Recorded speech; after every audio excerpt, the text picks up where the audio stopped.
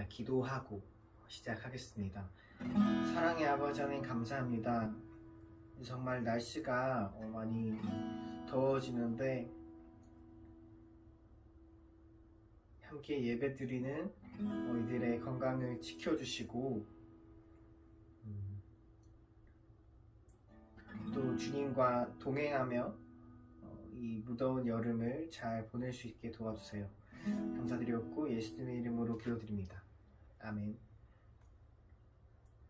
네, 함께 찬양하실게요.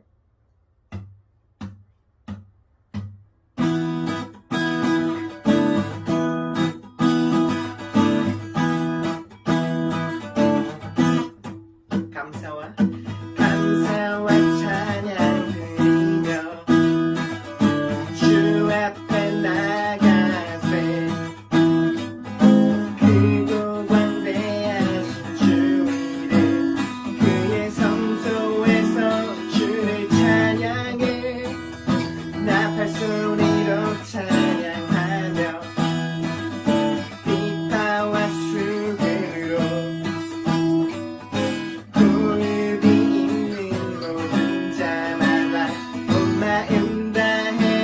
주를 높이세 주의 선하심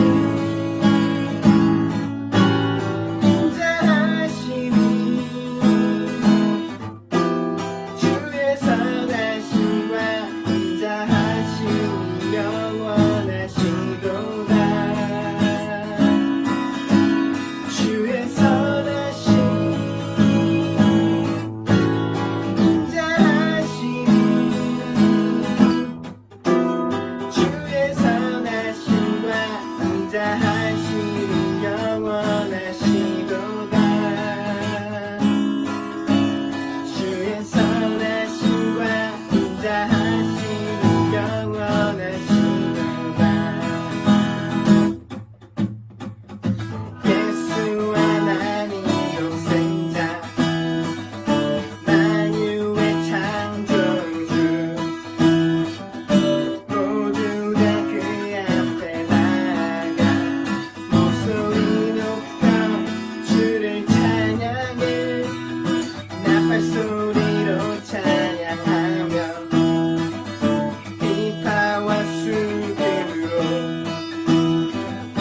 호흡이 있는 모든 자마다 온 마음 다해 주를 높이세 주의 선하심 인자하심이 주의 선하심과 인자하심이 영원하시도다 주의 선하심 인자하심이 주의 선하심과 인자하심이 영원하시도다 주의 선하심과 인자하심이 영원하시도다 주의 선하심 주의 선하심 인자하심이 주의 선하심과 인자하심이 영원하시도다 아멘 주의 선하심 인자하심이 주의 선하심과 인자하심이 영원하시도다 주의 선하심과 인자하심이 영원하시도다 아멘. 주님과 주님의 선하심과 인자하심을 우리 삶을 통해 또 찬양하길 원합니다. 다음 곡 찬양하실게요.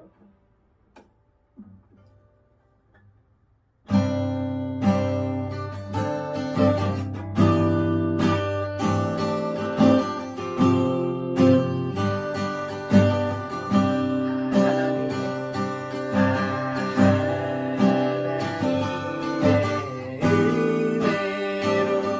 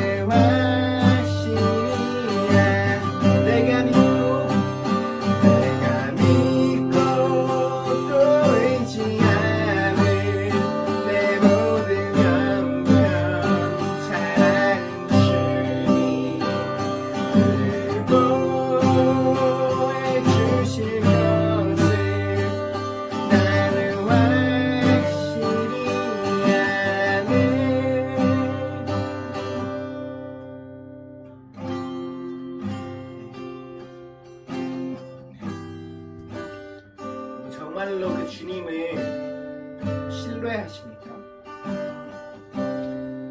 제가 믿는 하나님은 저의 형편, 저의 상황에 공감하지 못하시는 그런 분이 아니십니다. 제가 어떤 상황에 처해 있는지, 어떤 고민과 생각들을 가지고 있다, 무엇에 제일 어려워하는지, 이런 것들을, 이런 모든 형편을 다 이해하시고 계시는 분이십니다. 그렇기에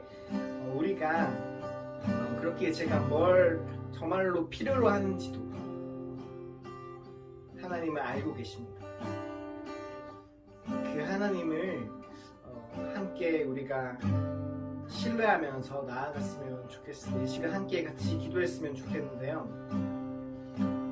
우리의 모든 그 생각과 마음과 상황들을 아시는 주님께 그 주님을 신뢰하면서 우리의 생각들을 주님께 올려드리면서 나아갈 수 있게 되도록 예배를 위해서도 함께 같이 기도하셨으면 좋겠습니다. 기도드리겠습니다.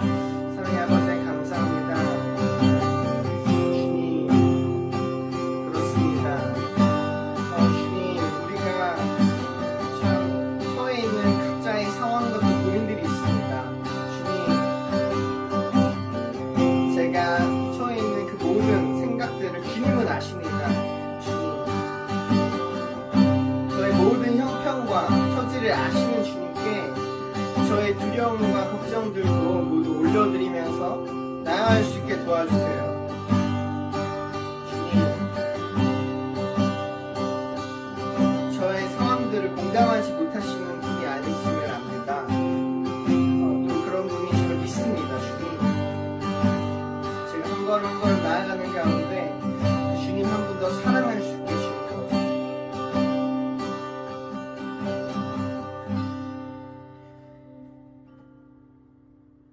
사랑의 아버지 하나님 감사합니다. 또 이렇게 주님을 예배할 수 있게 해주심에 감사드립니다. 예배할 수 있는 것이 정말 하나님의 자녀된 우리들의 특권인 줄을 믿습니다. 우리 삶이 그 하나님을 높이 올려드리는 삶 되게 하여 주시고,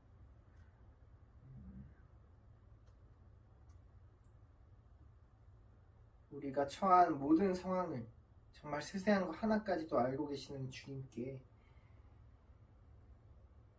우리 신뢰를 올려드리며 한 걸음씩 나아갈 수 있게 도와주세요. 감사드렸고 예수님의 이름으로 기도드립니다. 아멘.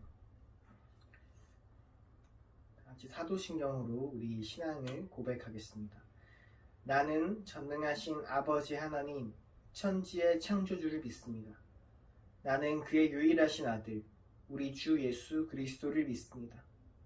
그는 성령으로 잉태되어 동정녀 마리아에게서 나시고 본디오 빌라도에게 고난을 받아 십자가에 못 박혀 죽으시고 장사된 지 사흘 만에 죽은 자 가운데서 다시 살아나셨으며 하늘에 오르시어 전능하신 아버지 하나님 우편에 앉아 계시다가 거기로부터 살아있는 자와 죽은 자를 심판하러 오십니다.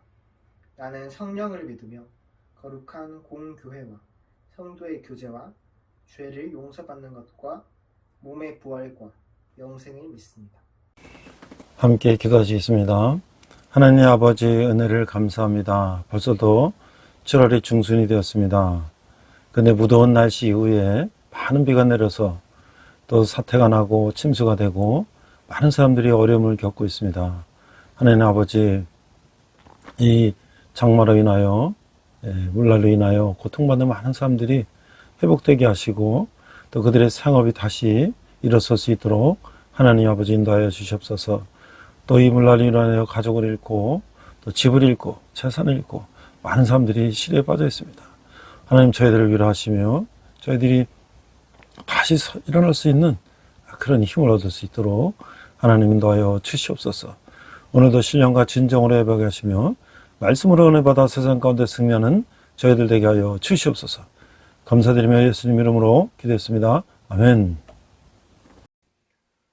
안녕하세요. 백목사의 세상 읽기. 이번 시간은 유대인에 대해서 알아보도록 하겠습니다.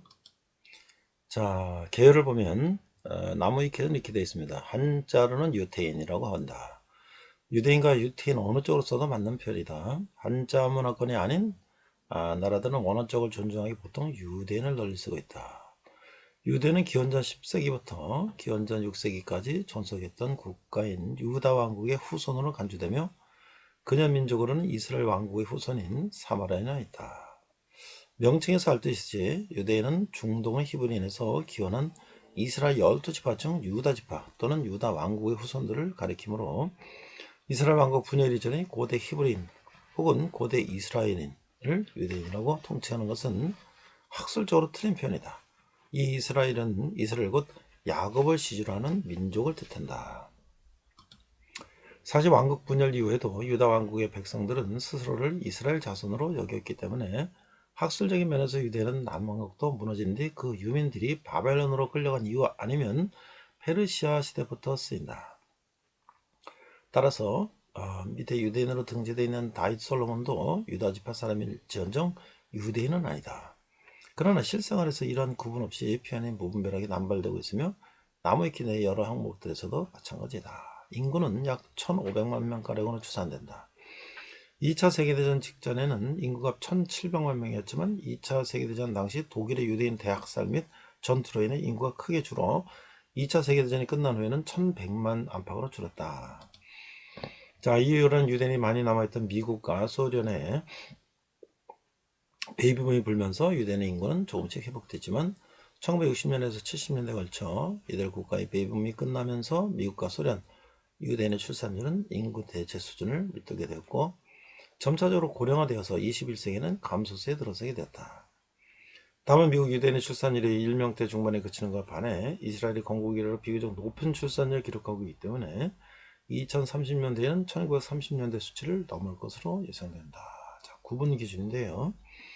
유대인이 집단 내 스스로를 다른 민족과 구분하기 위해 사용하는 기준은 다름 아닌 유대교 신자 여부이다.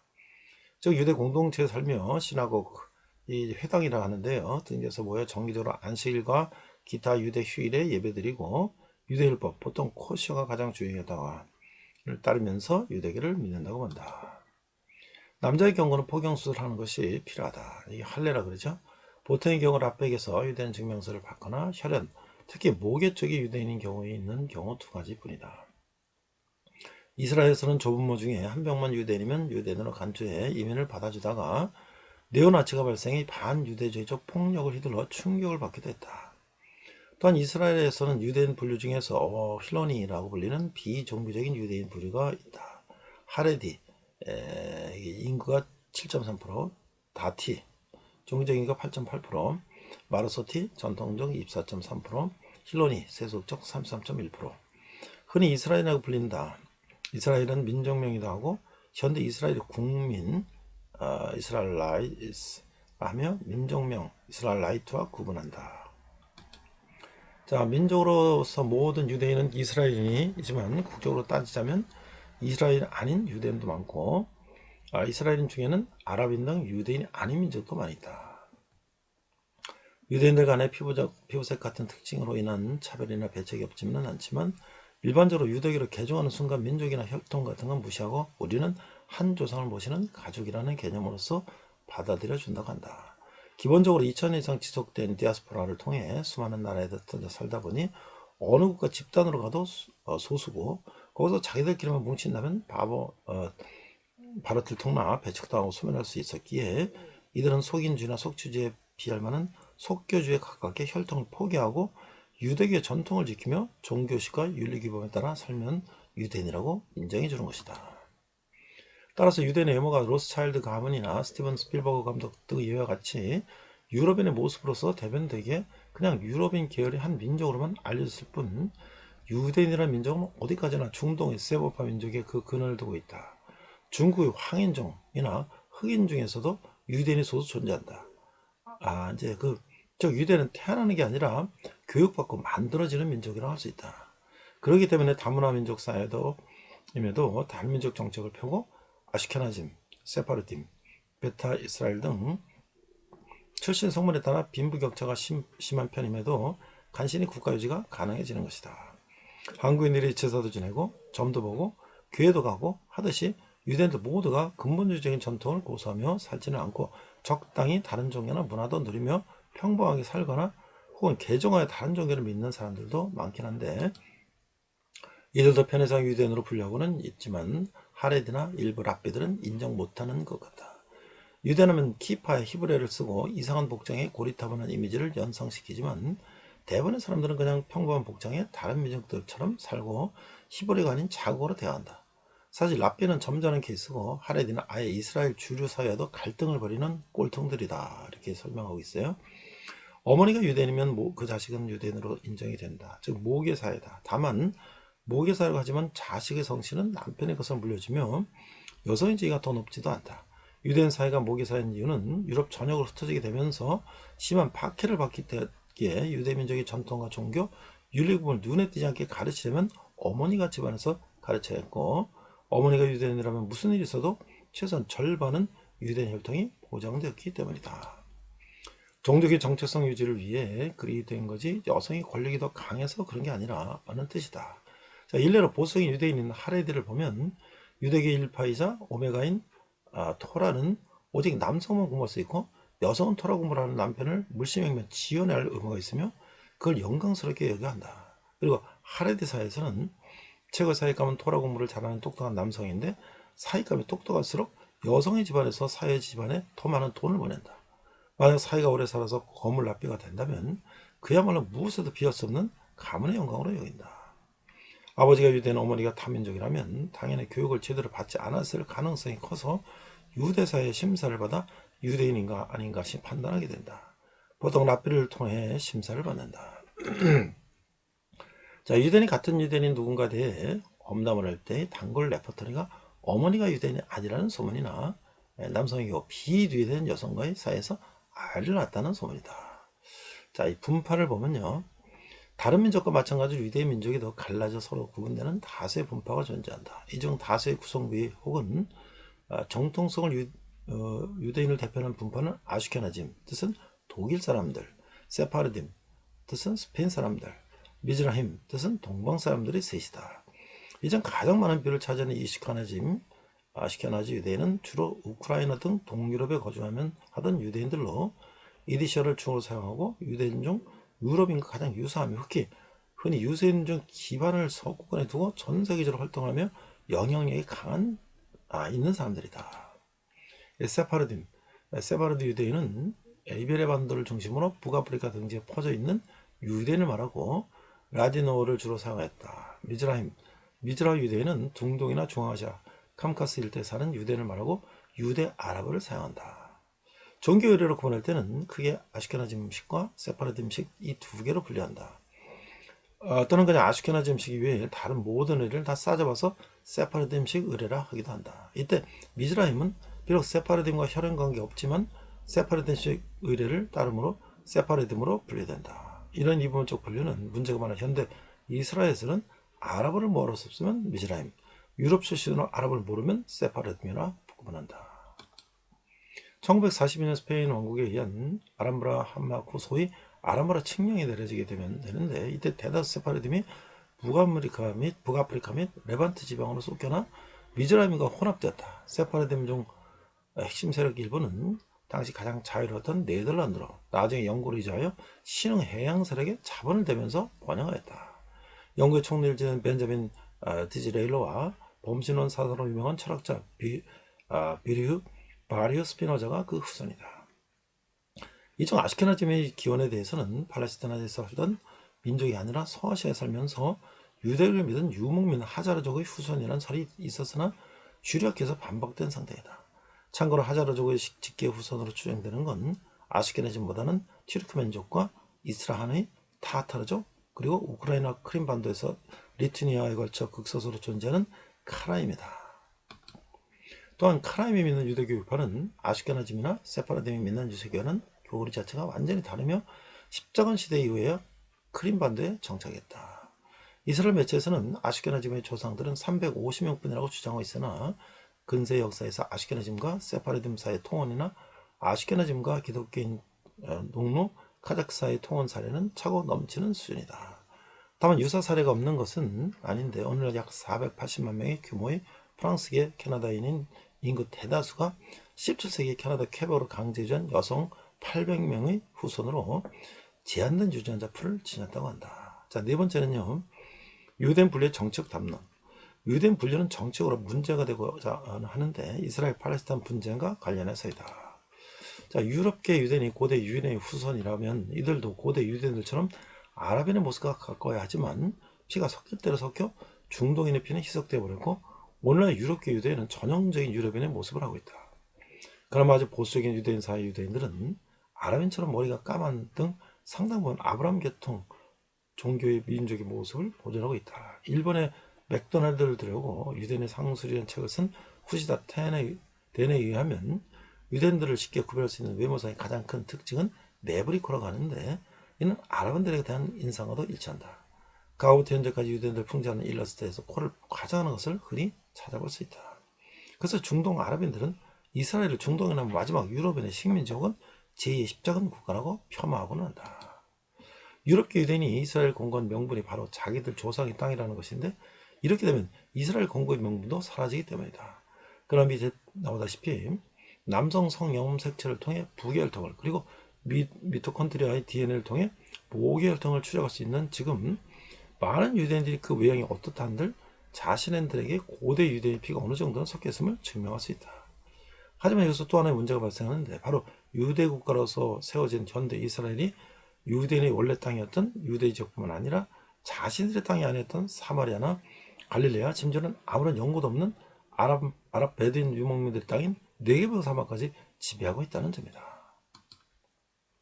실제로 이스라엘 건국 이전이나 이스라엘 초반 중심지나 세력, 실질 영토는 텔아비브와 하이파 등 가나안 북쪽 해안가와 서부 예루살렘이 사실상 진짜 영토나 다름없었으며 전에도 이 지방들의 이스라엘계 유대인들이 많다. 예루살렘 서쪽과 네게브 사막 너머 홍해, 회랑의 에일라트 등은 1947년 이후에 본격적으로 이스라엘이 되었기 때문이다. 6.1 전쟁에서 승리한 이스라엘 정부가 예루살렘으로 행정수를 이전한 이래 무려 50년의 세월이 흘렀지만 지금도 텔아비브가 여전히 이스라엘의 임시수도 기능을 유지하고 있는 이유도 그 때문이다.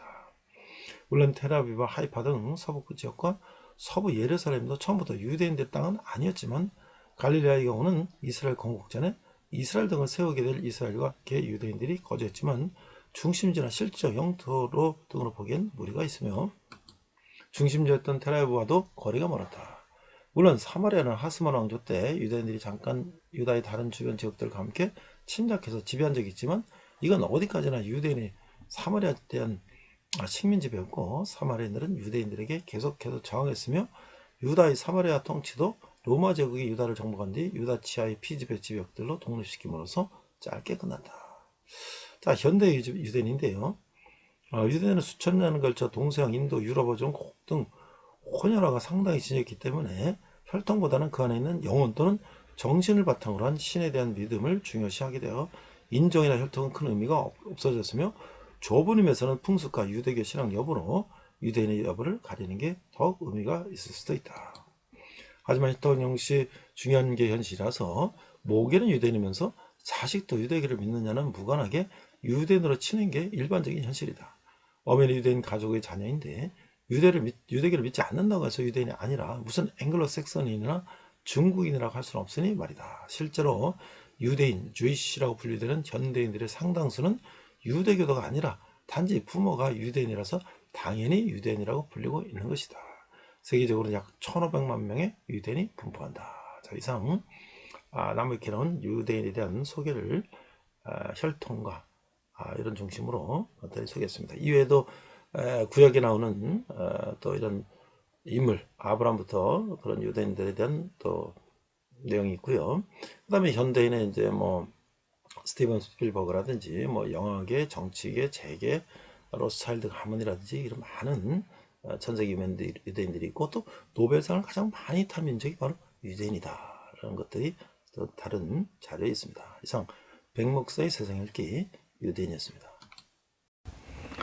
네, 이번 시간은 이제 히브리서를 5번에 걸쳐서 말씀을 나누고자 합니다. 오늘은 첫 번째 시간으로서 히브리서 첫 번째, 모든 천사는 그에게 경배할 자다. 부제목은 유대교라는 제목으로 말씀을 나누고자 합니다. From now, from this week, I will preach the gospel, Hebrew.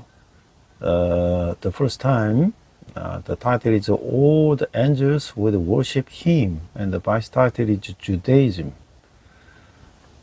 오늘 본문은요, 히브리서 1장 6절 한 절입니다. 또 그가 마다들을 이끌어 세상에 다시 들어오시게 하실 때에 하나님의 모든 천사들은 그에게 경배할지어다 말씀하시며, Hebrew 1:6 and again, when God brings his firstborn into the world, he says, let all God's angels worship him. 자, 히브리서 저작의 목적은 무엇일까? 히브리서는 히브리인들에게 보낸 편지죠.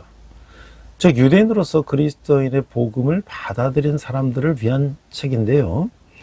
이들은 일정 기간 그리스도인으로 지내며 고립되다 보니까 유대교로 돌아가기 할지 말아야 할지 고민하게 됐던 것이죠.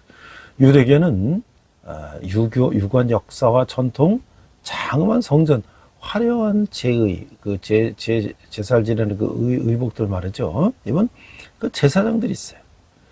그러나 신생 기독교는 그런 것이 없죠. 노예와 이방인, 과부와 고아들이 주요 계층인 것이 너무나 볼품없이 보여요. 그러나 히브리서 저자는 이 반론을 제기하는데 기독교는 유대교의 완성이라고 하는 것이죠. 기독교가 유대교로부터 더 나은 우월한 진리라고 하는 거예요. 천사들, 선지자들, 아브라함, 멜기세덱, 아론, 모세, 여호수아 등은 자신들보다 우월하신 분, 영원하신 대제사장 예수 그리스도 앞에 무릎을 꿇어야 한다고 하는 것이죠. 예수님이 구약의 역사를 완성하셨다고 하는 거예요. First, the purpose of writing Hebrews. Hebrew is a letter to the Hebrews. That is, it is a book for Jews who have accepted the gospel of Christ. They have been Christians for a period of time, and as they have become isolated, they have come to the decision of whether or not to return to Judaism. Judaism has a long history and tradition, a magnificent temple and a priest in magnificent vestment. But the new Christianity has none of that. Slaves, foreigners, widows, and orphans are the main classes. It seems so shabby, but the author of the Hebrews counters this. Christianity is the fulfillment of Judaism. Christianity is better and superior to truth than Judaism.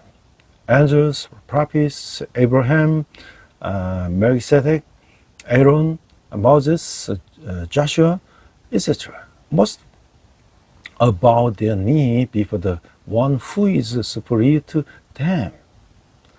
The eternal high priest Jesus Christ, Jesus accomplished the history of the Old Testament. 왜 히브리서인가?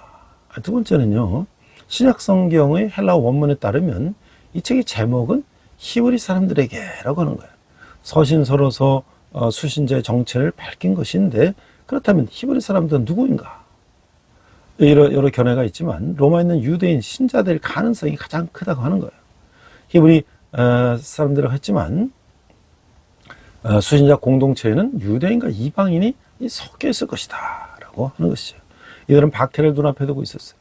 이들 앞에는 기독교 신앙을 철회하고 살아남거나 기독교 신앙을 고수하다 죽는 두 가지 길이 놓여 있었어요.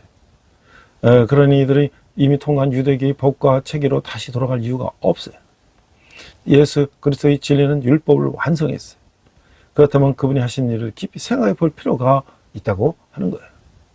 예수님은 하나님과 인간의 중재자이시며 인성을 가지셨기 때문에 인간의 고통을 누구보다 잘 이해하시는 분이죠.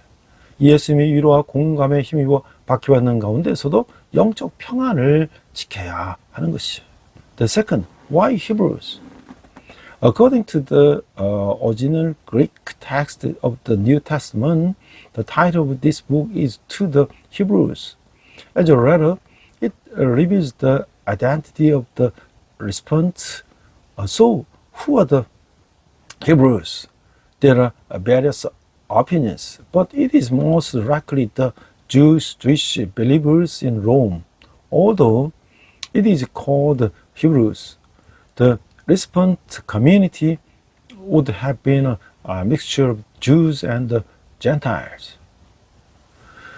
They were facing persecution. They had two options: either to recant their Christian faith and survive, or to stick to their Christian faith and die. However, there was no reason for them to return to the Jewish laws and systems they had already passed through. The truth of the Jesus Christ fulfilled the law. If so, it is necessary to reflect deeply on what he has done. Jesus is the mediator between God and man. And because he has a human nature, he understands human suffering better than anyone else. With the help of Jesus' comfort and empathy, we must maintain spiritual peace even in the midst of the persecution. 자, 그래서 이제 1절을 보니까 아들을 통해서 전하신 말씀. 자, 1장 1절에서 2절을 보면 장엄하게 구성된 서문의 구절들을 통하여 자전한 주 예수 그리스도의 뛰어난 위대성을 소개하고 있어요. 그는 하나님 계시를 위한 가장 우수한 매체로서의 아들을 선포하고 있어요. 이 시절을 확정하면서 그는 내면적으로 구약의 예언자와 표면적으로는 천사들과 그 아들을 대조시키고 있는 거예요. First, the word delivered through the Son, chapter 1, verse 1 to 2. Through the magnificently composed preface that also introduced the outstanding greatness of the Lord Jesus Christ. He proclaimed the Son as the most excellent medium for the revelation of God. In establishing this fact, he contrasted the Son with the Old Testament prophets who are inwardly and angels who are outwardly. 자, 1절을 보니까 옛적의 선지자들을 통하여 여러 부분과 여러 모양으로 우리 조상들에게 말씀하신 하나님이 2절 상반절인데요. 이 모든 날 마지막에는 아들을 통하여 우리에게 말씀하셨으며 1장 1절에서 2절 상반절에는 서론의 핵심이 여기에 잘 표현되고 있는데 비록 하나님이 여러 부분과 여러 모양으로 문자 그대로 옮기면 다양한 수단과 다양한 방법으로 그 자신을 과거에 계시하셨으나 그 구약의 계시는 이제 하나님의 아들을 통하여 마지막 절정을 이루게 되는 거예요. 저자는 독자들을 과거의 계시를 아무리 귀히 여긴다 할지라도 이제는 그 아들의 계시에 더욱 귀를 기울여야 할 것을 강조하고 있는 것이죠. Verse 1, in the past, God spoke to our ancestors through the prophets at many times and in various ways. Chapter 1 and 1, the essence of the introduction is well expressed here. Although God has revealed himself in the past through various parts and various forms, literally through various means and various ways, the Old Testament's revelation now reaches the final climax through the Son of God. They also emphasize that no matter how much the readers value the revelation of the past, they should now listen more attentively to the revelation of the Son. 자, 여기에 우리는 질문할 수가 있어요. 이스라엘 조상들에게 전해진 말씀과 우리에게 전해진 말씀에는 어떤 차이가 있을까요?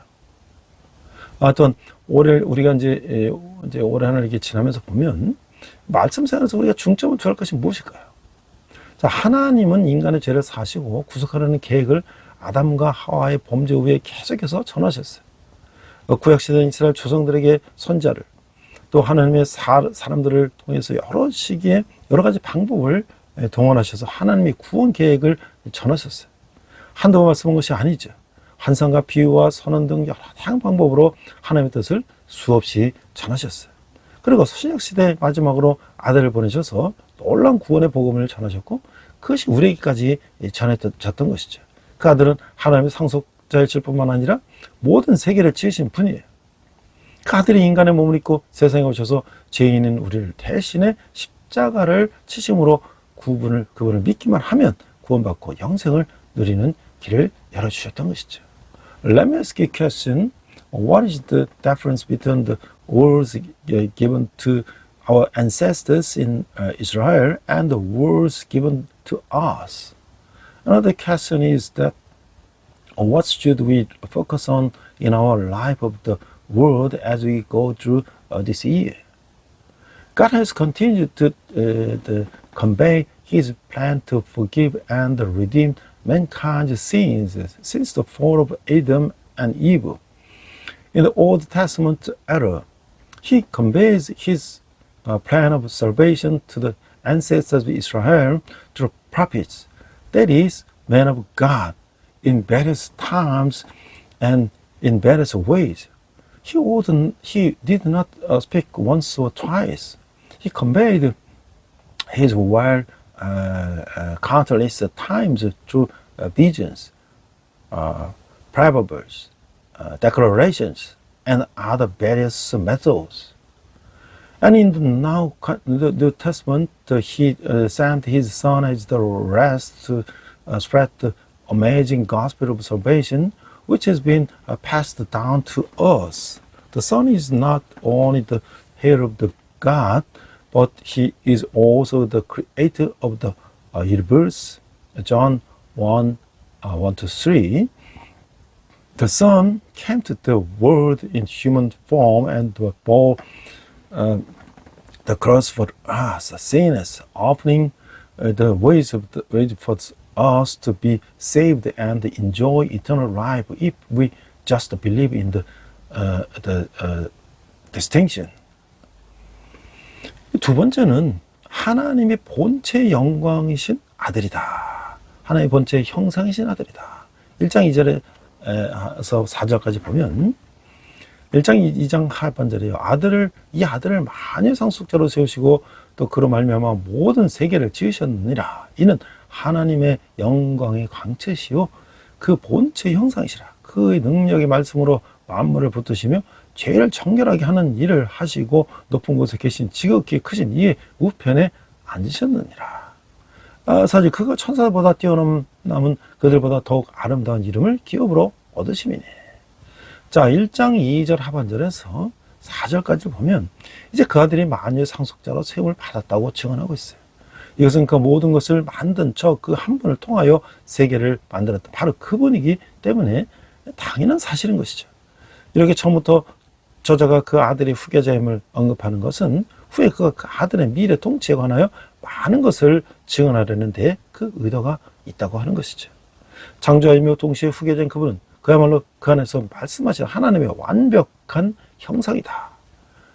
더구나 그의 말씀은 너무 강력하여서 그분의 지어진 모든 것들은 그 말씀에 의해 이루어지고 또한 죄를 정결케 하시고 하늘에서 위엄의 보호자 우편에 앉으신 분이 바로 이분이시다고 하는 거예요. 이런 점에서 그분이 어떤 천사들보다 훨씬 위대한 위치에 있다는 점은 명백하다 할 수 있죠. The second, the Son, the image of God, chapter 1-4. Hebrews 1, God's final words, His Son. Verse 1, in the past, God spoke to our ancestors through the prophets and the men times in the various ways. 2. But in these rest days, He has spoken to us by His Son, whom He appointed heir of the things, and through whom also He made the universe. 3. The sun is the radiance of God's glory and the exact representation of the being of His being, outstanding all things by His powerful word. After He had provided the purification for sins, He sat down at the right hand of the majesty in heaven.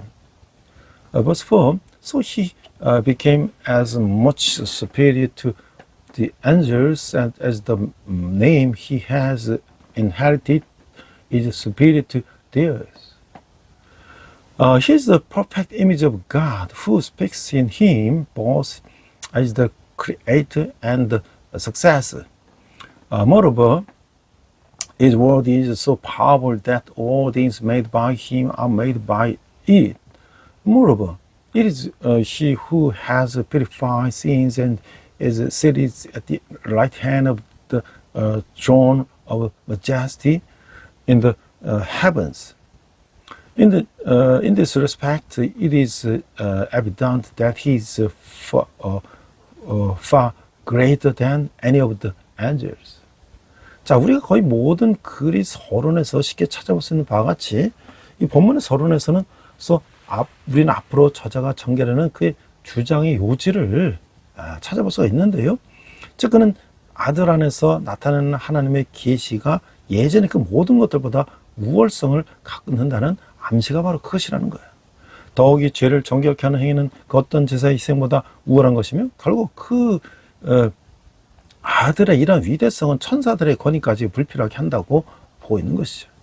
비록 서론의 표면적인 경고의 구절은 포함되어 있지 않지만 다음과 같은 암시적 교훈을 내포하고 있는데 이분이 하나님의 위대하신 아들이 그분 말씀을 잘 들으라 하는 것이죠. As we can easily find in the introduction of almost any text, in the introduction of this passage, we find the gist of the arguments the author is going to develop. Namely, the suggestion that God's revelation in His Son is superior to all that came before. Moreover, the act of purifying sin is superior to any sacrificial offerings, and ultimately the greatness of the Son makes even the authority of the angels unnecessary. Although his introduction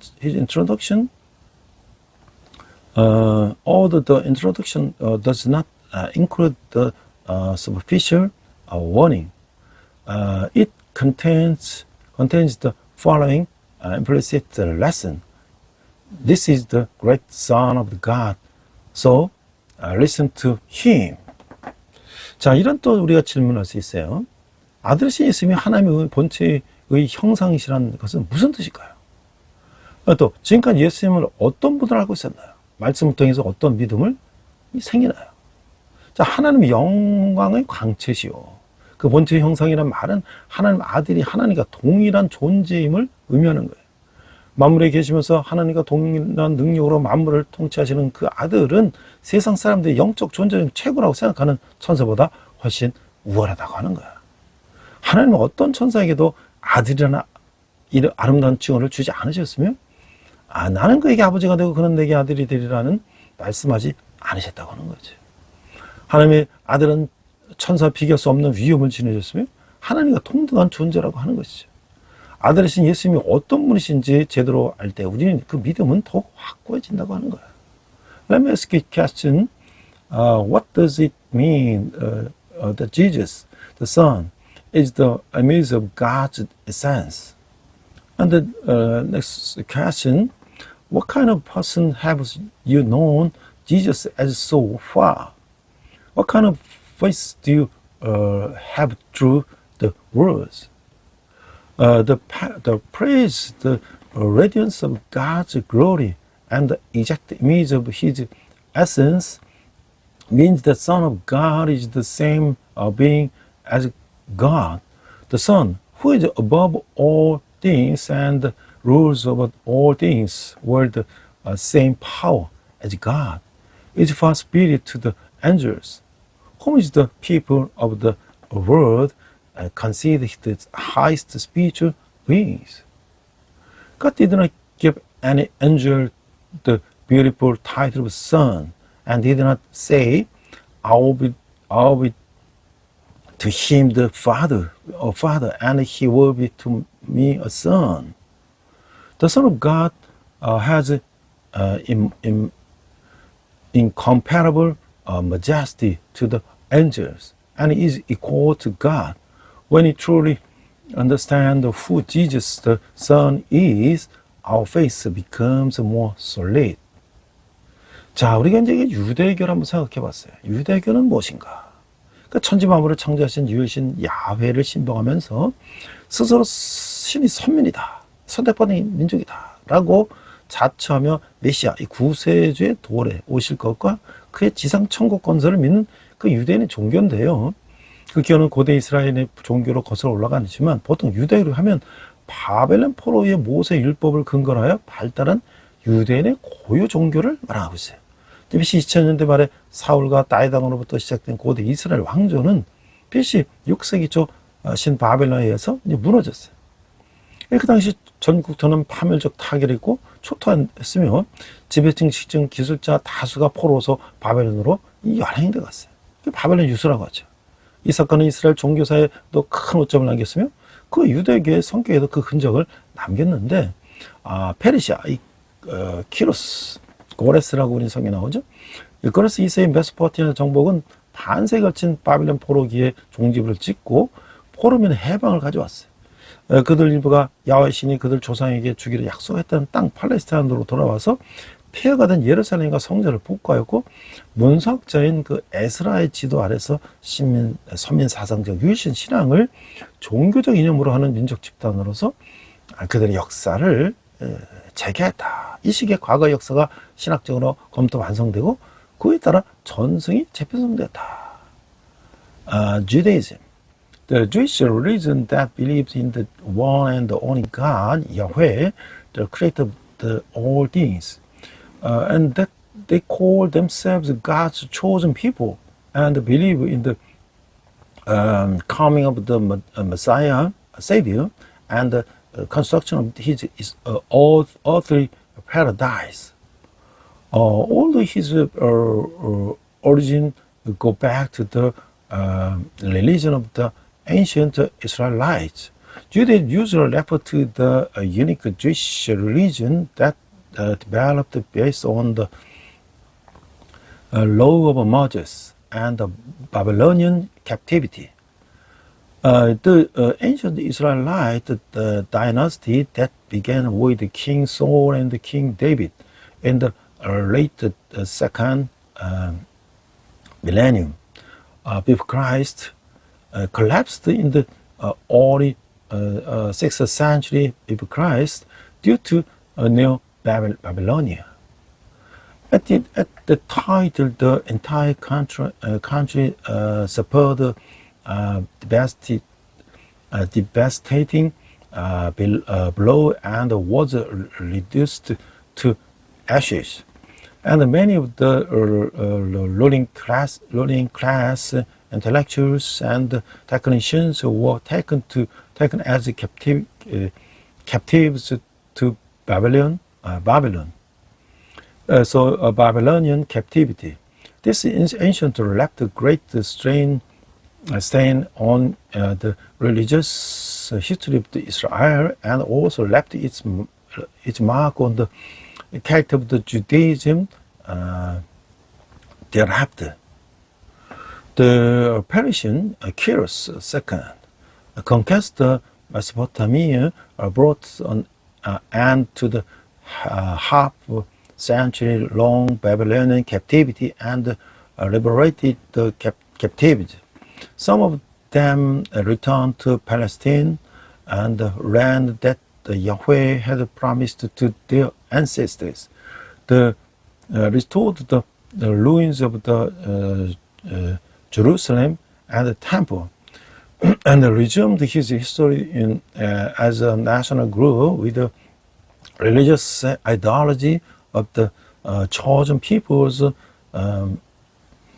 monotheism under the leadership of the document the scholar Ezra. During this period, the past history was theologically reviewed and reflected upon, and tradition were reorganized accordingly. 자, 유대교 영적의 구약 성경은요, BC 1세기에 결집이 거의 완료됐지만 기본적인 구성은 이 시기에 이루어졌다고 할 수가 있는데, 예를 들어서 창세기 1장의 천지 창조 이야기도 이 시기에 유래되고, 그 신학도 이때 역사의 원점을 향하여 역투영시켜 정립했는데, 세계 시초를 신화적 설화적으로가 아니라 신학적으로 설정함으로써 마지막 즉 종말 사상의 궁극적 전개가 가능하도록 구성해냈다고 하는 거예요. 비단 이야기만 그렇지 않고 모든 종교적 전성 속에서 그 역사가 또 공간과 시간에 끊임없이 수용 정리된 시기라고 할 수가 있는 것이죠. 유대교 역상 종말론이 실제로 중요한 역할을 하게 된 것은 페르시아 사상의 영향을 크게 받은 후 BC 2세기 이후이지만, 이스라엘과 종말 사상의 그 맹아에 싹이 튼 것은 이미 바벨론 유수 이전에 예언자들에 의해서 싹 탔다고 하는 거예요. 그리스도교는 바로 이 종말론적 정신풍토 속에서 태어났는데, 그리스도교는 처음에 유대인 일부에게 받아져 팔레스타인과 웨일즈 거류민의 유대교 회당을 포교의 장으로 활용하면서 전파되었는데, 할례 문제를 계기로 하여 유대인의 범죄를 넘어서게 된 거예요. The Jewish scripture, Old Testaments were almost completely assembled in the first century before Christ. But their basic structure can be said to have been formed during this period. For example, the story of the creation of the heaven and the earth in chapter 1 and 2 of Genesis also originated during this period. And then the theology was also established at this time by projecting back toward and the origin of the history. By establishing the beginning of the world theologically, not mythically or narratively, they made it possible for the final or eschatologically development of occur. It is not limited to this story, but it can be said that their history, space, and time were continuously accepted and organized in all religious traditions. In Jewish history, eschatology actually began to play an important role after the 2nd century before Christ. After being greatly influenced by Persian thoughts, but the seeds of the Israelite eschatology and already spread by prophets before the Babylonian captivity.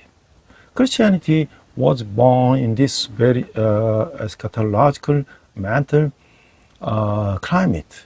Christianity was initially accepted by some Jews and spread by using the synagogue of the Palestinians and Palestinians and foreigners as a process of missionary work. But it went beyond the Jewish category due to the issue of the circumcision. 자, 유대교 측은 예수가 일반 민족을 상대로 한 종교적 인격자라는 사실을 인정하였지만, 그리스도교가 주장하는 바와 같이 하나님의 아들, 즉 메시아로는 인정하지 않으며, 유대교에서의 메시아 대망도 현재까지도 존속하고 있는 거예요. 실제로 메시아라고 호칭되거나 지칭하여 다수의 추종자를 끌어들인 인물이 근세에 이르기까지 때때로 나타나고 있는데, 현재 이스라엘을 성립시킨 시오니즘 운동의 배후에도 성직기한 촉진한 요인으로서의 현대적인 메시아 사상이 깔려있음은 명백히 한 사실이다라고 할 수 있는 거예요. 그러나 유대교 본래의 특성은 율법이 있는데, 율법이 기초는 계약의 개념으로서 이것은 원래 고대 메소포타미아의 경제적, 사회적 통념이었는데 그것을 신대 인간의 관계 속에 끌어들인 점에서 유대교의 특성이 있다고 하는 거예요. 이스라엘 민족의 신은 그들의 조상을 선택하여 자기 백성을 삼았고 그 자손들에게 약속한 땅을 주어 그들을 지키고 축복하는 것이 선민사상의 개념이라고 하는 것이죠. 하면 그들은 신앙이 조상 아브라함같이 조상 대대로 믿어온 신에게만 오직 성성을 다하고 자신들을 신의 백성으로 선택한 야훼신, 이외의 신을 섬기지 않는다고 하는 거예요. 이 기하기형의 내용은 신의 편에서는 헤세드, 은혜이고 백성 쪽에서는 신이 부여한 율법의 준수라고 하는 거예요. Judaism acknowledges that Jesus was a religious figure for the common people, but does not recognize him as the Son of God or the Messiah, as Christianity claims. The expectation of the Messiah in Judaism continues to this day. In fact, people who have been called Messiah or who have claimed to the Messiahs as attracted many followers have appeared from time to time up until the modern era. It is a clear fact that the modern Messiah's messianic idea as a factor in promoting the return to the Holy Land is behind the Zionist movement that established the current Israel. However, the original characteristic of Judaism rise in the law. The basic of the law is the concept of the contract, which was originally an economic and social common sense of ancient Mesopotamia. And the characteristic of the Judaism is that it was incorporated into the relationship between God and humans. The concept of the chosen people is that the God of the Israelites chose their ancestors as his people and gave them the promised land, protected them, and blessed them. On the other hand, they only devote themselves to the God and they have believed in for generations, like Abraham, the father of the faith, and do not serve any other gods other than Yahweh. Who has chosen them, the God's people? The content of the contract is hesed, the grace, on God's part, and on the people's part, it is the observance of the laws given by God. 자, 율법을 지키지 않는 것은 계약 위반이므로 신의 분노를 초래하는 것이죠. 특정 집단에서만 숭배되는 일신이 과연 종교사에서 말하는 일신교의 신관념과 합치되는지 여부는 또 다른 문제인 거예요. 보편 종교에 비하면 유대교는 보통 민족 종교로 정의되고 있는데 게다가 이스라엘은 처음부터 완전한 초월적 절대적 일신의 관념에 도달해 있는 것이 아니라고 하는 거예요. 분명히 어느 면에서는 제2의 이사야와 같이 고대 종교적 보편성을 나타내면서 한편 신관념에서 합리화, 즉 주술성의 극복을 추진하고 있는 면도 있기 때문이다라고 하는 것인데, 유대교의 경전은 뒤에 그리스도교의 경전, 구약성서가 되었기 때문에 정통적 유대교에서는 그 이후에 구절의 율법과 고대 말기에 그 해석을 집대성한 탈무드를 경전에 추가해서 오히려 거기에서 유대교의 특색을 찾는 경향이 있다고 하는 거예요. 그래도 시대에 따른 율법 해석이나 전승 형성이 랍비, 스승, 율법 교사라고 하죠.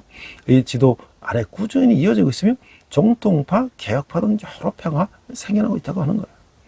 예를 들면 랍비 본청은 유대교의 제대 종합 집단인 아슈케나즘과 스파라딤을 통합하는 형태로서 최고 권위를 이루고 있으며 민법, 특히 혼인법의 규제를 통하여 교단 유지의 구실을 하고 있다. 이게 이제 네이버 지식백과에 나오는 그 유대교에 대한 해석이에요.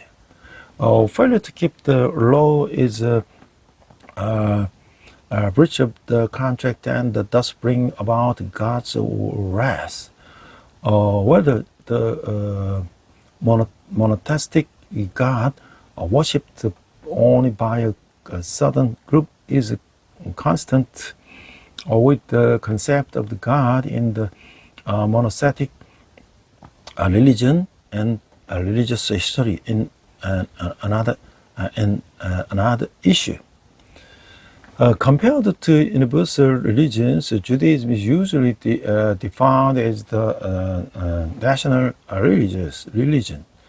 Furthermore, the Israelites did not reach the concept of the all complete, transcendent, absolute monotheistic God from the beginning. Clearly, in some ways, it shows a high degree of religious universality, like second Isaiah. But on the other hand, it also promotes the rationalization in the concept of God. That is becoming the sorcery. Since the Jewish scripture later became the Christian scripture, Old Testament, Orthodox Judaism tends to add the later oral law and the Talmud, which was a compilation of each interpretation in the late ancient period to the scriptures and find the characteristics of Judaism there. Since then, the interpretation of the law and the formation of the tradition according to the times after continued steadily under the guidance of the rabbis, teachers of the law, and various groups such as the Orthodox and the Reform group have emerged. The rabbinic headquarters in Jerusalem is the highest authority in the form of the integration of the two major groups of the Judaism, Ashkenazim and Sephardim, and it plays a role in maintaining their religious order through the regulation of the civil law, especially marriage law.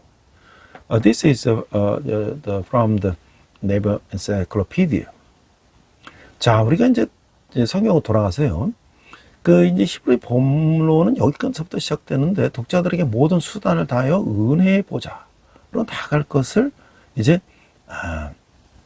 4장에서 이제 극적으로 이제 호소를 통해 강력히 권면하는 내용이 있는데, 자, 이 단의 강조점은 다윗의 계약에 따라서도 왕이 될 자격이 있는 그 왕의 아들로서 예수 그리스도를 아들됨을 있다고 하는 거예요. 자, 이게 통치자이신 하나님의 아들. 1장 5절 9절 보면 구약성의 증언을 무게 있게 인용함으로써 필자는 그 아들의 유일성을 표현하고 있는데, 그 아들이라고 하는 칭호는 그를 다른 천사들과 비교 대결해서 두드러지게 하고 있어요.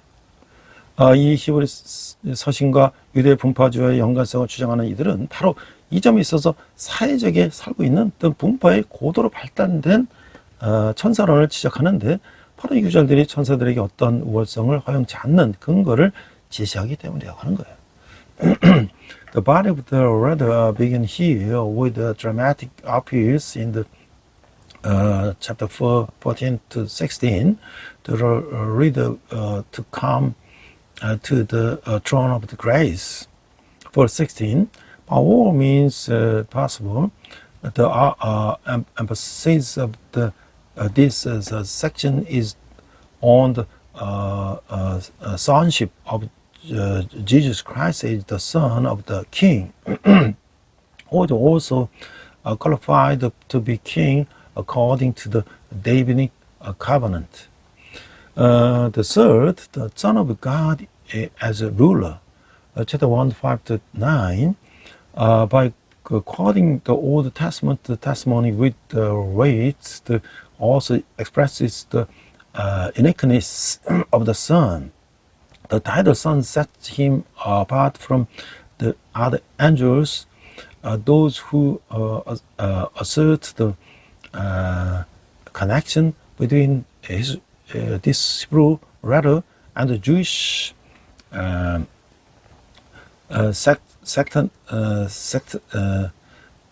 sectarianism, point to the highly developed angelology of the sect living in the Dead Sea region. For the passages provides the ground for the denying angels any superiority. 5절에 보니까 하나님께서 어느 때 천사장 누구에게 너는 내 아들이라 오늘 내가 너를 낳았도다 하셨으며 또시 나는 그에게서 아버지가 되고 그는 내게 아들이 되리라 하셨느냐. 자, 1장 5절에 보면은요, 이 본문의 두 질문은 아들이라는 명칭이 결코 천사들에게 속아서 없던 그 메시아에 해당하는 것임을 보여주는 거예요.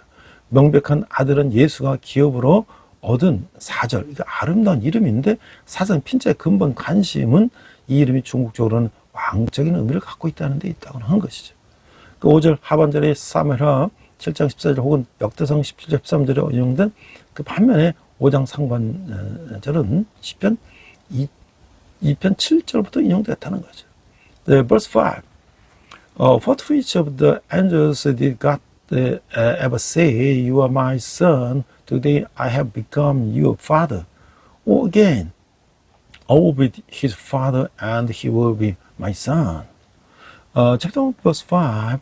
The two questions in the text show that the titled son is the title that could never have belonged to angels. And Messiah, clearly, son is a beautiful name for Jesus by inheritance. In fact, the author's primary concern is that this name ultimately has a royal meaning. The second half of the verse 5 is quoted from 2 Samuel 7:14 or 1 Chronicles 17:13, while the first half of the quoted from the Psalm 2:7. 그 시편 2편은 하나님이 다윗 왕을 그의 아들로서 받아들이는 그 장면을 묘사하는 대관식 시편이에요. 필자가 히브리서에서 깨워주고자 하는 이 요점이 바로 5절 상반절에 다윗 계약, 네비 카버넌트의 계승에 대한 인용에서 나타나고 있다는 것이죠. 오늘 내가 너를 낳았다고 하는 표현은 히브리서 저자에게는 곧 하나님의 우편에 앉으시는 메시아 등극을 의미하는 것이라고 하는 것이죠. 물론 주 예수 그리스도의 영원한 하나님의 아들이에요. 그러나 구약성경에서도 전사들은 하나님의 아들들로 표시한 적이 있었기에 저자는 다윗의 대를 이어온 세계를 다스릴 뿐 합당한 칭호로서 아들이라는 명칭을 강조했던 것이죠. 이런 의미에서 결코 천사들에게는 아들이라는 호칭을 붙일 수가 없었던 거예요. 오직 있으면 유일하게 합당했다고 하는 것이죠. Psalm 2 is a carnation of Psalm, describing the scene where God adopts King David as his son. The point I want to make in Hebrews made clear in the first half of the verse 5, the reference to the continuation of the Davidic covenant. The expression I have begotten you today for the author of Hebrews means the instrument of the Messiah who sits at the right hand of the God. Of course, the Lord Jesus Christ is the eternal Son of God. Hebrew, however, since the Old Testament, for example, Job 38:7 also describes the angels as the sons of God. The author emphasized the title son is the title appropriated for the one who ought rule over the whole world in David's generation. In this sense, the title son could never be given to angels. It was only appropriated for Jesus. 그 6절에 보니까 또 그가 마다들을 이끌어 세상에 다시 들어오게 하실 때에 하나님의 모든 천사들은 그에게 경배할지어다 라고 말씀하시며 1장 6절에 보면 그런 최상의 칭호를 가진 분이 특권이 2구절에서부터 묘사되기 시작되는데 또한 그 아들의 왕으로서의 특권이 천사들의 경배에 의하여 공적으로 인정될 그 시기는 바로 재림의 때임을 밝히고 있어요. 이 구절을 NIV에서는 And again, when God brings his firstborn into the world라고 하였는데 그보다는 And when he again bring the firstborn into the world라고 옮김이 문맥이 더욱 적절할 것이다 라고 하는 것이죠. Verse 6 And again, when God brings his firstborn into the world, it says, let all God's angels worship him. Chapter 1, verse 6, the probabilities of the one who holds such a supreme title begin to be described in this verse. It also reveals that the time when the son's royal privileges will be publicly acknowledged by the angelic adoration is the time of his second coming. The NIV translates this verse and again when God's being his firstborn into the world, but it would be made appropriate to translate it as and when he again brings the firstborn into the world. 자, 7절, 8절, 9절을 보니까 또 천사들에 관하여는 그는 그의 천사들을 바람으로 그의 사역자들을 불꽃으로 삼으시니라 하였으되 아들에 관하여서는 하나님의 주의 보좌는 영영하며 또 주의 나라의 규는 공평한 규인이다. 주께서 이를 사랑하시고 불법을 미워하셨으니 그러므로 하나님 곧 주의 하나님의 즐거움에 기름을 주께 부어 주를 동료들보다 뛰어나게 하셨도다 하였고 자 1장 7절에서 9절에 보면 두 개의 대두전 인용을 통해서 저자는 천사들의 봉사직과 그 아들의 영원한 통치를 병립시키고 있어요. 아마도 저자는 여기에 천사에 대한 유대인들의 한 사상과 관련하여 시편 104편 4절을 이해하고 있는 것 같은데 즉 천사들은 그들이 하나님께서 그들에게 부과한 직무들을 행할 때 그들의 변화무쌍한 본체들을 바람이나 불과 혼합할 수 있었다고 하는 거예요. 그러나 이런 천사들의 가변성은 대조적으로 그 아들의 보좌는 영원하고 불변한 것이에요. 8, 9절은 하나님의 구세주이자 왕이 되심을 최종적으로 선포함을 묘사하고 있는 시편 40편 6절 7절로부터 인용된 것인데 저자는 여기서 이전 것들보다 훨씬 길게 인용절을 취하였는데 이것은 이 시편의 9절이 히브리서에서 저자가 증거해 보려는 그 진리를 밝히는 데 도움이 되기 때문이다 라고 하는 것이죠. 7. In speaking of the angels, he says, he makes his angels spirits and his servants flames of fire. 8. But about the Son, he says, your throne, O God, will rest forever and ever. A scepter of justice will be the scepter of your kingdom. 9. You have loved righteousness and hated wickedness. Therefore, God, your God, has set you above your companions by anointing you with the oil of joy. Chapter 1, verses 7 to 9, by means of two contrasting quotations, also juxtapose the ministry of the angels with the eternal reign of the Son. Perhaps all to understand here Psalm 104, the 4, quoted Hebrew 1:7 in connection with the Jewish idea of angels, namely that angels in performing the duties assigned to them by God could mix the changeable in titles with wind or fire. But in contrast to the changeability of the angels, the throne of the Son is eternal and unchangeable. The verses 8 to 9 are quoted from Psalm 45, 6 to 7, which describe the final proclamation of God as a Savior and a King.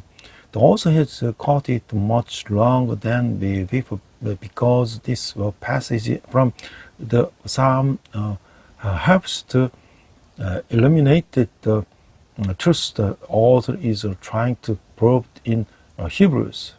그 시편의 기자가 증거하는 왕은 의를 사랑하였고 불의를 미워하는 왕이었어요. 이전과 이 세상에 계실 때의 그리스도의 거룩, 조과의 관계성을 히브리 저자는 반복하여 증거라고 하는 것이죠.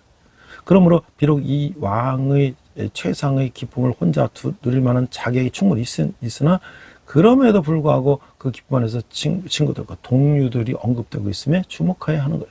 친구들을 나타내는 메토코이는 이 친구 또는 공유자들 의미인데 3장 2절 14절에서는 기독교인들을 지칭하는 데에도 쓰이고 있다고 하는 거예요. 그 왕은 일생 동안 꾸준히 의 생활로서 왕의 기쁨과 통치를 획득했으므로 그의 동료들 역시 같은 방법으로서 왕의 경험을 나눌 것이라는 결론이 여기에서 암시되고 있는지도 모른다고 하는 것이죠.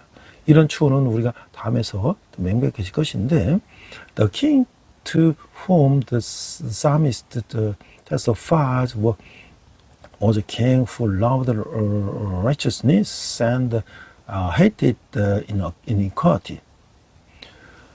This and the relations of the Christ's holiness and fellowship while on earth are repeatedly attested by the author of the Hebrews.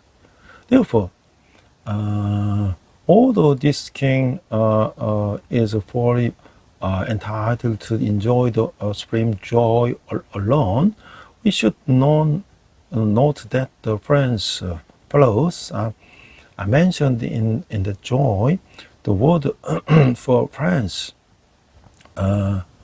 metokoi, meaning it's friends or sharers, is also used to refer to Christians in 31:14. It may be implied here that since the king had acquired the joy and the rule of the king by the righteousness, a ripe of righteousness, its companions would likewise share in the king's experience in the same way. This inference will become clearer later. 자, 또 이런 질문을 할 수가 있어요. 하나님의 아들과 천사들은 어떻게 다를까요? 의를 사랑하시고 불법을 미워하시는 왕을 섬기는 자로서 우리는 어떻게 올해를 살아야 될까고 다짐하나요? 그 만유의 상속자 하나님 나라의 상속자인 마다들은 하나님께서 기름 부음을 받은 하나님의 나라의 왕이시죠. 그분은 의를 사랑하시고 불법을 미워하셔서 공평과 의로 하나님 나라를 다스리시는 거예요. 반면에 천사들은 하나님 나라를 위한 일을 꾼으로 부리시고자 하나님이 창조하신 존재라고 하는 거예요. 사람들은 천사들을 대단하게 여기지만 천사들은 통치하신 하나님의 아들의 추종자일 뿐인 것이죠. 그러므로 하나님 아들은 천사들보다 뛰어나시고 이는 하나님이 천사들에게 아들을 경배하도록 명하셨다는 사실에서 드러나는 것이죠. 우리는 만왕의 왕으로서 천사들을 보다 하신 뛰어나시고 위대하신 하나님 아들을 마땅히 높이며 경배해야 된다는 것이죠. Let me ask you a question. How was the Son of God and the angels difference?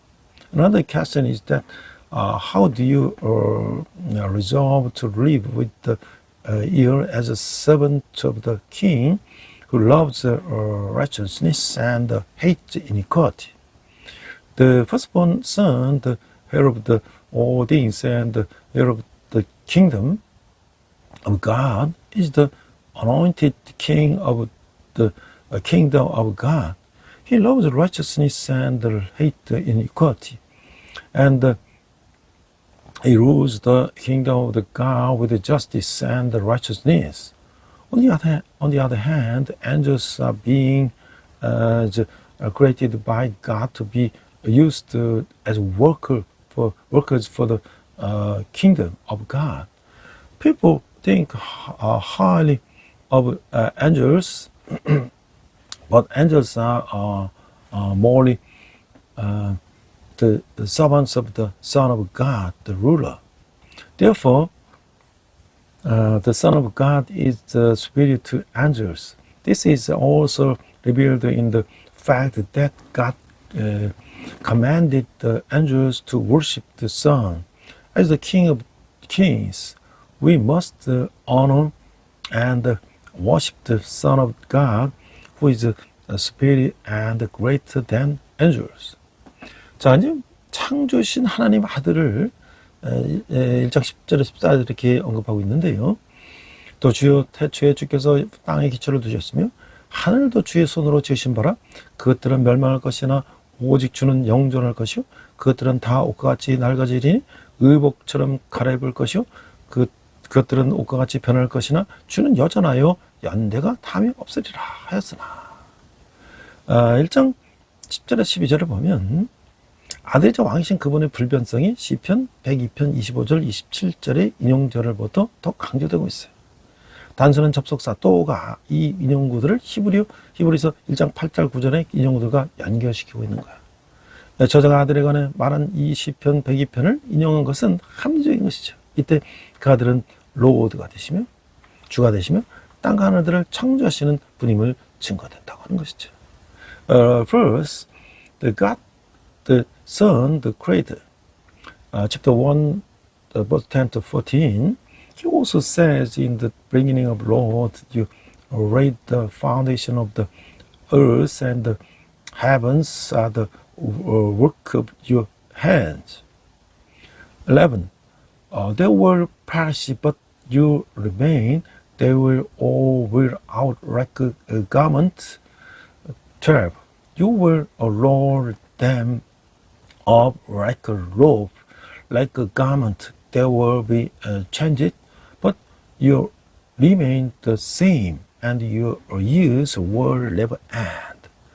Verse 1, chapter 1, verse 10 to 12, the immutability of the Son and the King is further emphasized by the quotation from the Psalm 102, verse 25 to 27.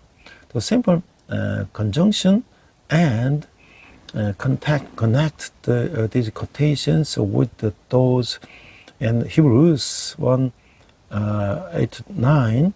It is reasonable that also would quote that the Psalm 102, which is speaks on of the Son, who is the Lord, the creator of the earth and the heavens. 심지어 현재 창조물이 옛날 옷처럼 낡아서 새로운 것으로 바뀌어야 할 때조차도 그들은 여전히 존재할 것이다. 여기서 하늘과 땅에 관한 언급은 천년왕국, 밀레니엄 이후에 일어날 영원한 지배를 의식한 것이죠. 즉 어떤 격번이라도 그 아들의 시대는 결코 끝나지 않을 것이다 라고 하는 거예요. 이것은 분명히 아들의 영원성을 가리키며 나아가 영원한 왕과 그의 동료들과 함께하는 영원한 기쁨까지도 내포하고 있는 거예요. 여기서 저자는 9세기 왕국이 창조의 마지막 대변적 이후에도 지속될 것이라는 점을 명백히 가르치고 있는 것이죠. Even when the present creation, like all the garments, becomes the one out and must be blessed by a new one, the song will still exist.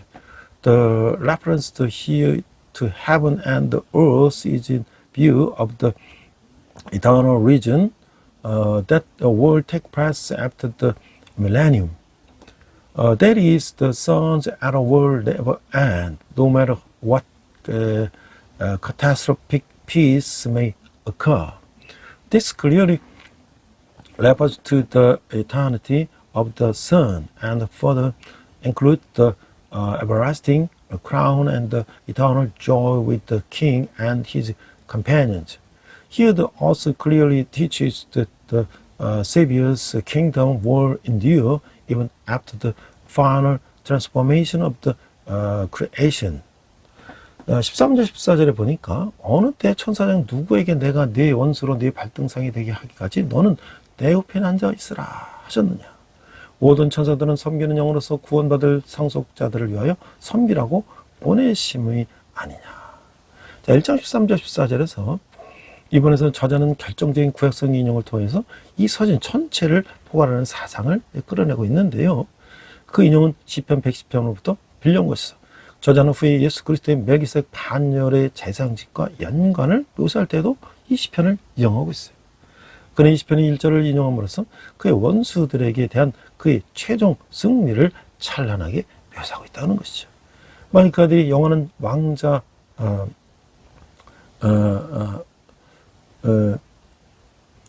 왕자고 또 그런 승리가 그에게는 아주 당연한 것이죠. 그러나 그 승리는 그의 것이지 결코 천사의 것은 아니라는 것이죠. 천사들의 역할이란 구원을 받는 이들을 위해서 봉사할 뿐 있는 것이죠. Verse 13. Which of the angels did not ever stay, sit at my right hand until I make you enemies for footstool for your feet. 14. Are not angels ministering spirits sent to serve those who will inherit salvation? Chapter 1, verse 13 to 14. In this section, the author drew out the thought that underlies the entire letter. Through the creation of all the Testament, the quotation is from Psalm 110, which the author later cites the one describing the connection between Jesus Christ and the Melchizedek priesthood. He described the ultimate victory over his enemies brilliantly by quoting the first verse of this psalm. If the Son is to sit on the eternal throne, such a victory is quite natural to him. But the victory is his, not the angels, whose function is only to serve those who are saved. 그러나 여기서 구원을 받는 이들이 과거의 중생 경험을 뜻하는 것은 아니에요. 오히려 이와 반대로 문장의 군맥이나 상속할 것이라는 미래 시제 동사의 사용은 그 구원의 미래성을 암시하고 있는 것이죠. 항상 그렇듯이 여기서 역시 디브서 저자는 구약성경에 흐르는 사상의 기쁨을 크게 이식시키고 있고 그로부터 여러 인용구들이 그의 주장의 핵심을 형성하고 있는 것이죠. 이런 맥락에서 저자는 특별히 구원에 대한 매우 세련된 감각을 가지고 표현하고 있는데 이 장에서 인용하고 있어요. 시편에서 그 구원이라는 단어는 그들의 적들로부터 억압에서 하나님의 백성들이 건짐을 받는 것. 그러니까 이런 하나님의 축복에 대한 그들의 기쁨을 묘사하는 데 반복적으로 나타나고 있다는 것이죠. 이런 의미에서 구원은 그 아들의 적들에 대한 승리를 언급할 때 아주 적합한 단어이죠. 이 서신의 원독자들이 외부적인 압력하에 있었다는 것은 거의 의심할 여지가 없는 것은 사실이에요. 그들은 과거의 박해를 견뎌냈고 지금도 굴복하지 말도록 격려받고 있어요. 이러한 시점에서 저자는 그들에게 최종적인 승리는 왕이신 하나님께 쏜 것이며 천사들이 후에 그 승리에 동참할 즉 구원을 상속받을 이들을 위해서 봉사하고 있다는 점을 상기시키고 있는 것이죠. But salvation here does not refer to the believer's past experience of the regeneration. On the contrary, the context of the sentence and the use of the future tense verb would inherit implied the future nature of the salvation. As always, the author of the Hebrews is very much aware of the Old Testament's current of thoughts and several quotations from it from the core of his argument. In this context, the authors All have quoted the psalm in this chapter that expresses the word salvation with particularly refined sense. In this psalm, the word the salvation appears repeatedly to describe the deliverance of God's people from the oppression of their enemies and joy in this divine blessing. Salvation in this sense is a very appropriate word to refer to the Son's victory over his enemies. There is a little doubt that the original readers of this letter were under external pressure. They had endured the persecution in the past and were being encouraged not to give in now. And at this point, the order reminds them that the final victory belongs to God, the King, and that the angels are ministering to those who will later share it the victory. That is Elizabeth's salvation. 자, 여기서 이제 하나님 우편은 어떤 자리인가요? 내 삶의 주권자인 예수님께 맡길 문제는 무엇일까요? 우리 질문을 할 수가 있어요. 하나님의 아들이신 예수님은 온 세상을 지으신 창조주시고, 따라서 그분은 지음을 받은 존재와 완전히 다르시죠. 피조물인 세상은 멸망하고 낡아지며 변하지만 창조주신 하나님은 아들은 영원하고 존재하시며 변함이 없으시다고 하는 거예요. 하나님은 원수 사단에 대해서 이들의 최종적인 승리를 선포하시며 자신과 동등한 존재인 아들을 우편에 앉으셨어요. 이는 하나님이 아들에게 모든 주권과 통치권을 주셨음을 의미하는 것이죠. 창조주신 하나님의 아들이 세상의 주권과 통치권을 갖는 것은 당연한 일이죠. 아전에는 어떤 천사에게도 내 우편에 앉아 있으라고 말하는 집안이 없고, 반면 하나님 우편에 앉으신 이들은 피조물인 천사들에게 명령을 내릴 주권을 갖고 계시는 거예요. 그래서 구원받은 자들을 섬기도록 천사들을 세상에 보내신다는 거예요. Let me ask you a question. What is the position of God's right hand?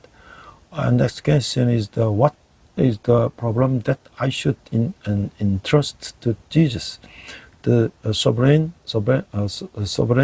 of my life? Jesus, the Son of God, is the creator who created the entire world.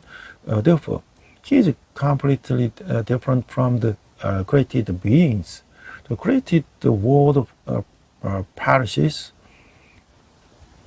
becomes worn out and changes, but the created the Son of God exists forever and is immutable. God declared the Son's final victory over his enemy, Satan, and seated the Son, who is equal to him, at his right hand. This means that God gave all sovereignty to ruling authority to the Son. It is natural that the Son of God, the Creator, has a sovereignty and the rule over the world. God has never said to any angels, "Sit at my right hand."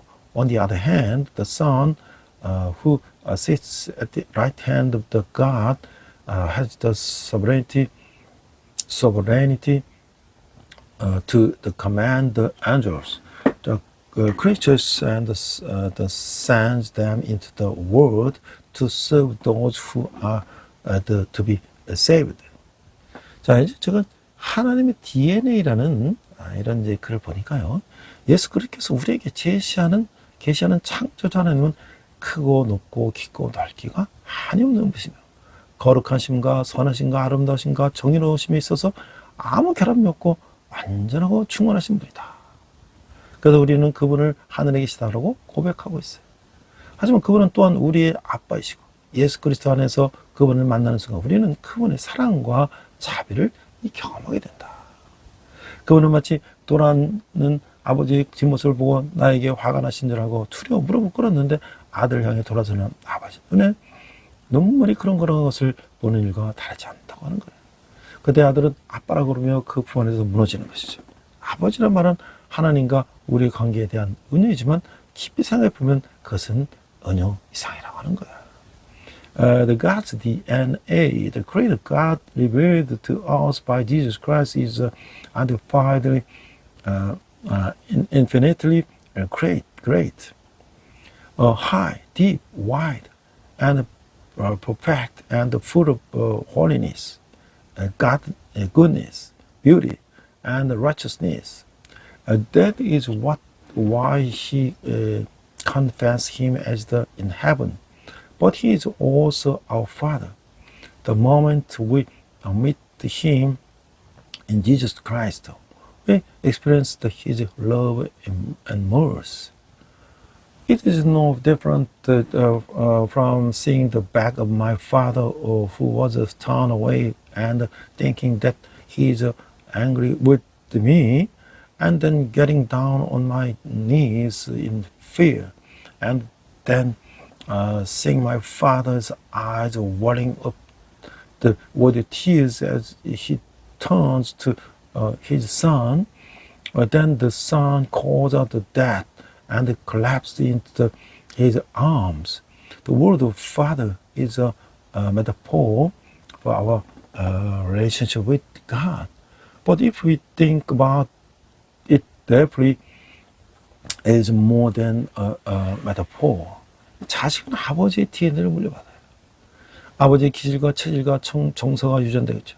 그뿐만 아니라 자식은 아버지와 함께 살아가면서 자기도 모르는 사이에 생각도 가치관도 말하는 것도 걸음걸이도 아버지를 닮아가는 거예요. 마찬가지로 하늘 아버지는 우리에게 당신의 형상을 물려주셨어요. 이것은 비유가 아니라 사실이죠. 우리에게 유전된 하나님의 DNA를 잘 돌보고 키우면 우리는 점점 하나님을 닮아가게 되는 거예요. 그렇게 하나님을 사귀며 살다 보면 거울 앞에서는 제가 자신에게서 아버지 모습을 보듯 우리는 우리 자신에게서 하나님의 모습을 보게 된다. 이게 이제 가장 위험한 기도, 주기도, 김용록 목사님의 글이에요. Children inherited their father's DNA, their father's temperament, constitution, and emotions inherited. In addition, as children live with their fathers, they unconsciously take after their father in their thoughts, values, speech, and gait. Likewise, our Heavenly Father has passed on His image to us. It is not a metaphor, but a fact. If we take good care of and nurture the DNA of God that has been inherited from us, we will gradually become like God.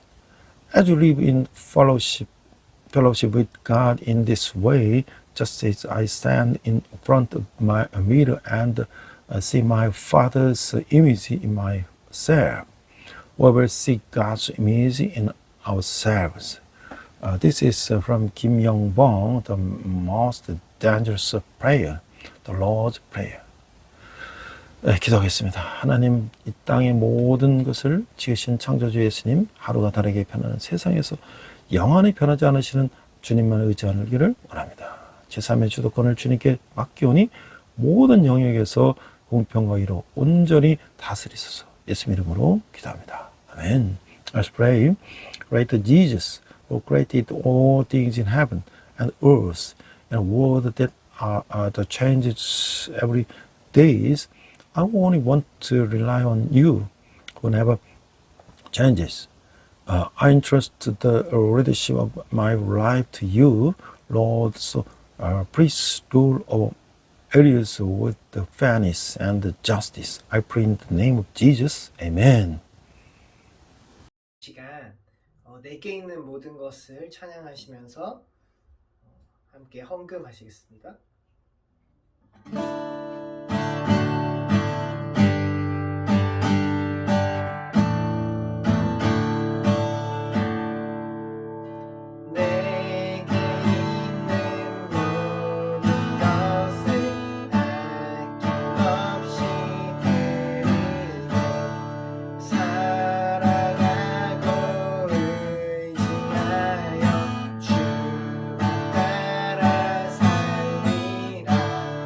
주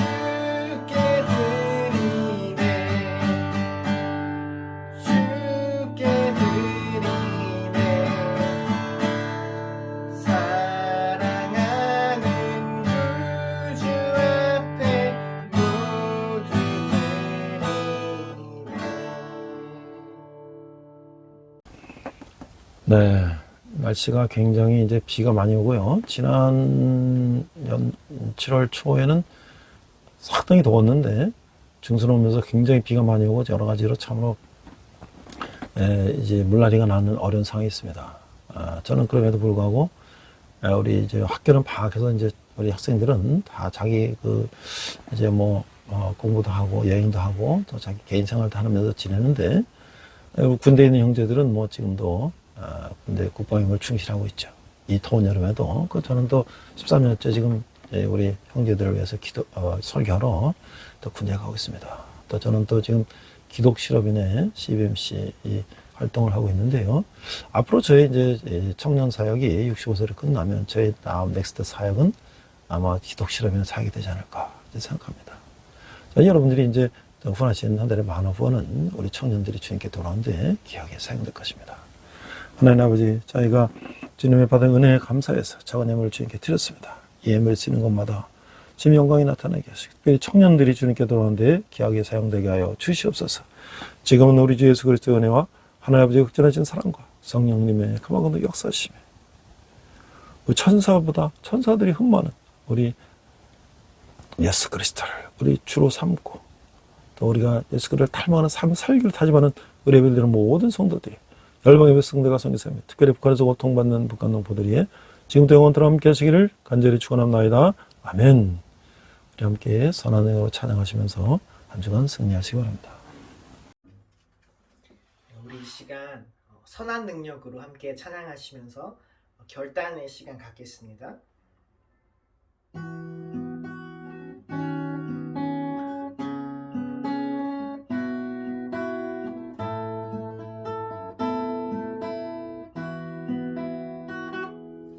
그 선한 힘에 고요히 감싸여 그 놀라운 평화를 누리며 나 그대들과 함께 걸어가네.